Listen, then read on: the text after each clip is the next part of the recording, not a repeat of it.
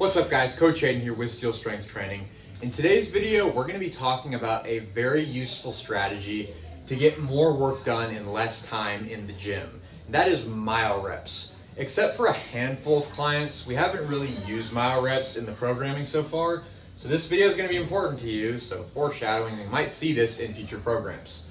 We're going to break this down into three components. We first need to talk about a working definition of Myo-Reps. We're going to apply this in a few examples, and then we're going to talk about the why, the benefits behind Myo-Reps themselves. So first, a working definition. Myo-Reps are first begun by an activation set. So that is going to be a straight set of continuous reps until we get to some sort of goal, like an RPE goal, or let's say you have a fixed number of reps in your head. It can be any one of those things, but we're going to get to our activation set first, that certain number of reps. And then it's going to be followed by clustered reps, or also called cluster sets, which are going to be separated by mini breaks, to where you're pausing momentarily to breathe and momentarily recover.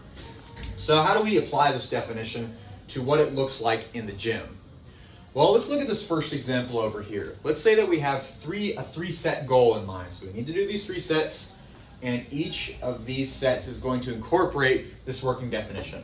So as we look over here for set number 1, we have our activation set first, which we get 10 reps in. And let's say for this set, we're trying to get to an RPE 8 with a certain weight on the bar. Let's say we're squatting. So we get to 10 reps and we get in our heads that, okay, this was an RPE 8. And then we're going to stand up, and following our definition, we're going to rest. Now we're going to take 5 to 10 seconds to rest, breathe, and then we're going to do as many reps as we can until we get to that same RPE rating.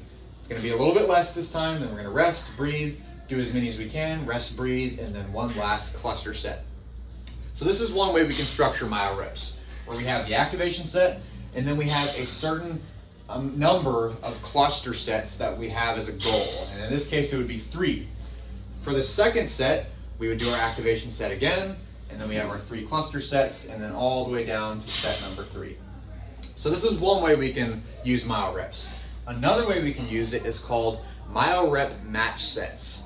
That's where when we do our first set, we might do it as a straight set. We just do as many reps as we can until we get to our RPE rating.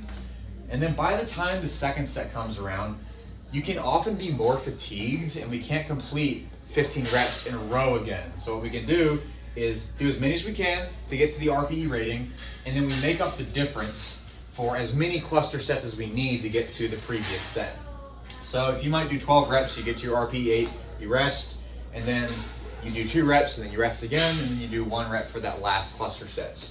We don't care about the number of cluster sets that it takes for us to get back to 15 reps. As many as is possible or is necessary to get us there is what we're going to do. And you can see that demonstrated down here for the third set, to where we have 4 cluster sets, as opposed to 2 cluster sets for set number 2, and then none at the beginning. So we're just adding as many as we can, as many as we need rather, to get to this goal. So what's the benefit of this? Just looking over here, the first thing we notice is that we are using more workload. So as opposed to just doing straight sets where we're completing a certain number of reps without resting until the very end when we go into the next set, we are breaking it up into mini sets of sorts. And what this does, and this is the second benefit of Myo-Reps, is that we have more approaches to failure. If you're familiar with the scientific literature behind strength training and muscle growth and just strength acquisition, you would know that more approaches to failure can often be a good thing for improving any one of those characteristics. So if we compare 3 sets where we're not doing this Myo-Rep stuff, where we're just doing a single set of consecutive reps, we only have 3 approaches to failure in that example. To where even if we get to an RPE 8, we have RPE 8 at the end of the first set, and the second and the third. That's only 3 approaches to failure. With Myo-Reps in this example, we have 1, 2, 3, 4 approaches to failure in one set. And if we're doing 3 of those suckers, now we have 12 approaches to failure. That can lead to a lot of DOMs and muscle soreness, just for one thing, which can be an indicator of good muscle growth.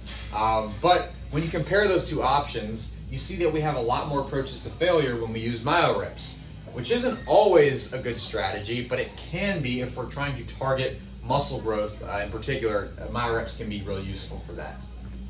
Efficiency is one point that I highlighted at the beginning of the video in the title, that we're getting more work done in less time. So if you are really crunched for time in the gym and you only have a certain amount of time to dedicate to workouts, Myo-Reps can be a great way to cram in a ton of work in a very short period of time to make the best use of it.